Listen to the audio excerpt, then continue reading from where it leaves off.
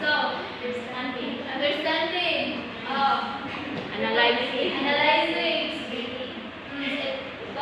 In a simple term, it is how a children think kung sa ilahang mga learning through different stages. Next. So there are 4 stages to cognitive information development. These are listening, language, intelligence, and memory. So in listening, it is about thinking, learning, and solving problems. So as kids grow, they learn how to make decisions and understand things better. So sa language po, wala ang siya napapal sa likod. It is the learning in children learning words and how to talk, help kids share their thoughts and feelings. So the more they learn, the more they learn to speak, the easier it is for them to think about ideas. So in intelligence, it is about learning and understanding new things. As kids experience the world around them, they become smarter and better handling challenges.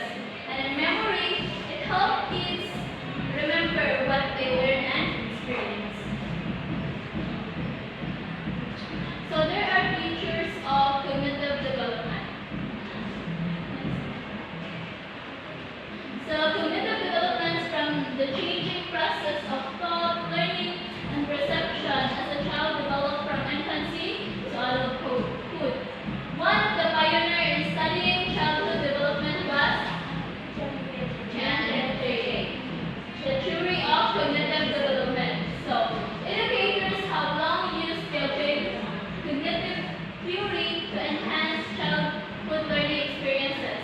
Awareness the stages of cognitive development help teachers create lessons that appropriate to specific age groups and improve the chance of students to understanding. So, known mo din nato si Piaget sa theory of cognitive development. Siya ang proponent ani na theory.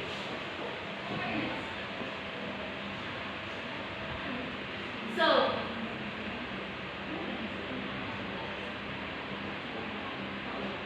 the relationship between cognitive disorder and problems with brain development is a growing area of study. So learning disabilities, attention deficit hyperactivity disorder or ADHD and autistic spectrum disorder are just some of the conditions linked to cognitive development problems. So kani ADHD and autistic spectrum disorder, kung ano man tani autistic or autism mo siya, kani ADHD magkuan na tani. So for young children, discovery during play is a vital in the development of both social and cognitive process. While playing, children develop problem-solving skills and the activity to plan and the basic mathematical thinking. So sa mga batayan niyo sa mga bata na yung sila duwa. Mga bata ba? Sila duwa. Sa na yung mga nabatayan nila? Ha? Magduwa ba o for example mga vlogs, mga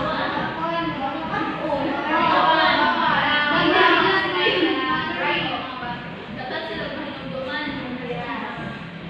Dapat sila pumutana.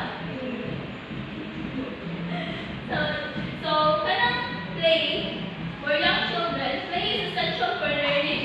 When children engage in play, they explore the environment and learn important things. For example, if a kid is building a tower with blocks and it keeps falling, they learn to adjust their approach to make it more stable. Kapag mo na bata, hindi din sila mag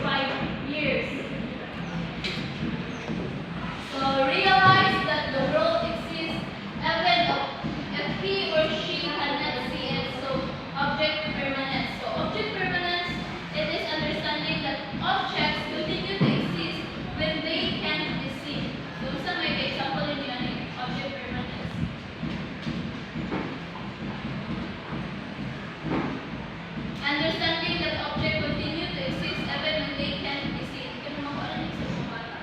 Kapantay mo na gagawin bata. If you hide a toy under a blanket, at ano example ha, a child who has developed object permanent will still know that the toy is there even they can't see it. Ano no? Ano bitaw tago ka lang sa kaduaan kitay. Dira sa ilang sa tiganan ba? Ang una sa bata na is naadyo dira permi ang duaan sa duwa dira. Para na ano, yung bitaw sila nga naduaan dira sa wala. Kikita mo siya nga ginagutang ka nito duaan. Oro na niya. Ano yun? Next, unable to see the perspective of others, so egocentric. Young children often see the world only from their own perspective and viewpoint. So, for example, if a child is playing with a toy and you ask them to share it with a friend, they might not understand why their friend wants to play it. Two, so they think everyone wants to play like they do. So, for example, ay ganun siya. Kanang ang bata nagduwa, di ba kita ko mga dagko ay ganahan kung kita mga dagko kauban nila, ganahan ko sila mga kapit nagduwa nila kasi dili ko tapos ko. Kaya ilang yung nauna kay ganahan ko tagduwa ko. Unang gusto ko sila mga kapit ko nagduwa nila. Sa iba ko na yung hindi mo hilak ko bata sila kay tagduwa nila. Oo. Mahirapan sa daan sa lahat din. Pilit nila ganahan kita na tanaw ilahan ka kuan ka para ilahan kita kaugalingong kanang una ilang ano ganahan sila ani pilit nga ganahan ka ani mo yung kuan ganahan mo muwa kung galina. Next, unable to think logically. Dili pa sila makakuan ni President na nasa adolescent stage. Samtang nagtupok mata dili pa din sila kaingon nga. Una na sila dahil pa sila kabotin sila. Next is believe all things, living and non-living, to be possessing life and feelings. Isa nga example na. Hanap ito ang mga bata nga, nagtuo sila, kanang bal na asya kinubuhi. Kung ilang suri-suriyahon, kabantay ba na nila? Next, involve your fantasy and make believe in play. Mura ni siya sa kuan sa animism or kanang believe all things and living. Ganit ko siya na limang ko ni Papa.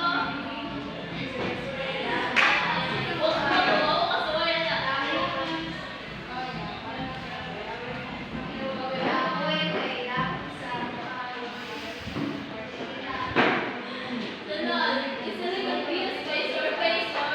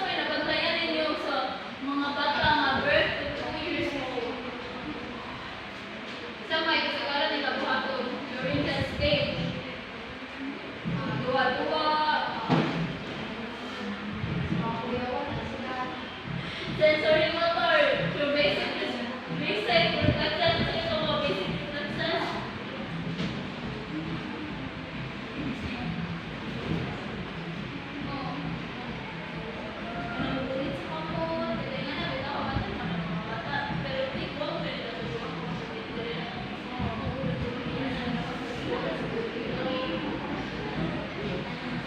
yeah, motor skills. Sa mga motor skills.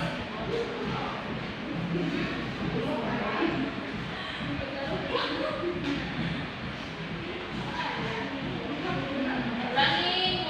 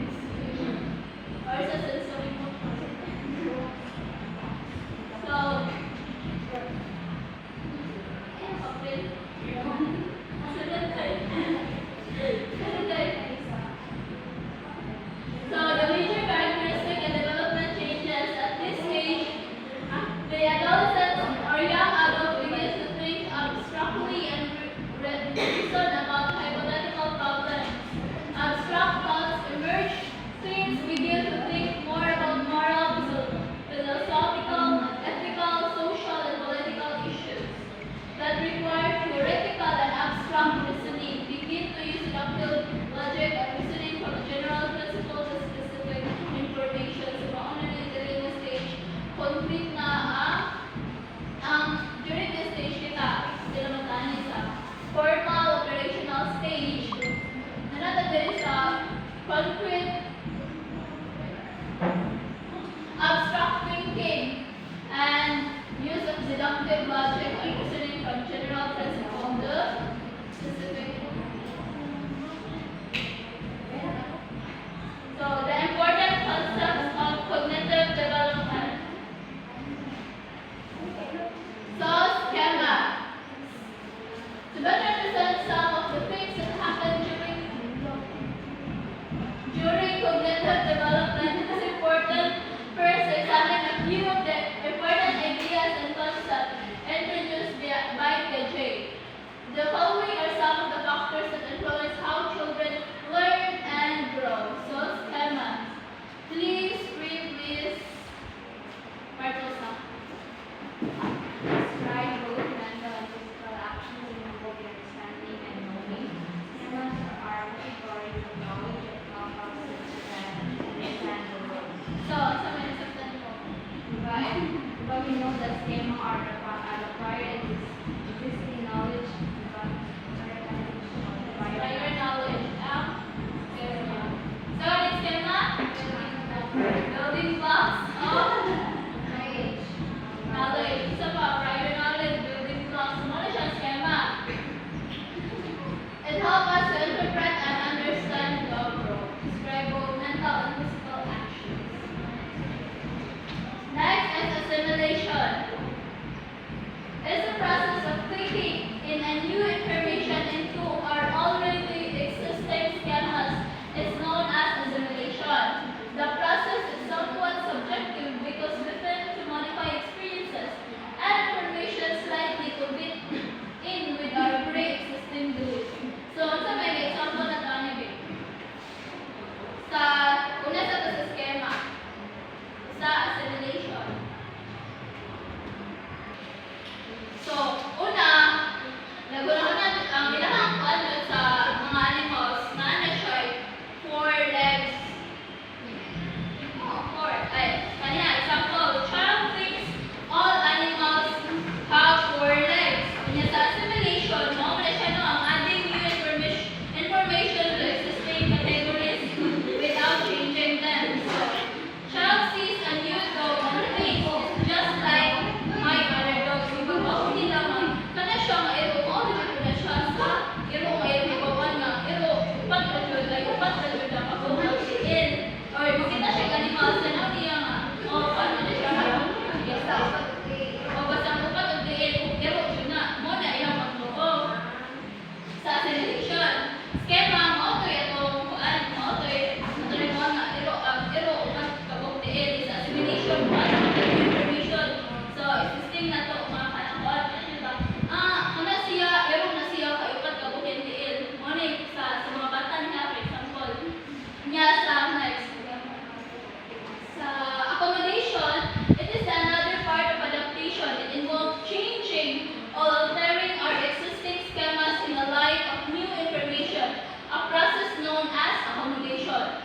Accommodation involves modifying existing schemas or ideas as a result of new information or new experiences. New schemas may also be developed during this process. So, kanina, accommodation, natin siya ang changing or creating new categories with new information that doesn't fit it. So, the child learned that a cat is a different form of animal and dog. So, aning na tayo sa accommodation, na sila gagawin nga, lahi ko dahil ni iring dali siya, dili siya, ito, ang iring ko dahil na ko dahil siya upat kabot, tiil. Sa assimilation, kaya una naman dyan, basta upat kabot, iro dyan na. Then during sa accommodation, na sila, na-change na nila ang ilahang pre-existing nga knowledge nga, iro upat kabot, so, ang iring ko dahil na ako dahil siya upat kabot, Next, sa equilibration. So, is that all children try to strive Piaget called equilibration. As the children progress through stages of cognitive development, it is important to accommodate which is maintain a balance between applying previous knowledge or assimilation and changing behavior to account for new knowledge or accommodation. Equilibration helps explain how children can move one stage of thought to the next. So, ang equilibration, na siya balance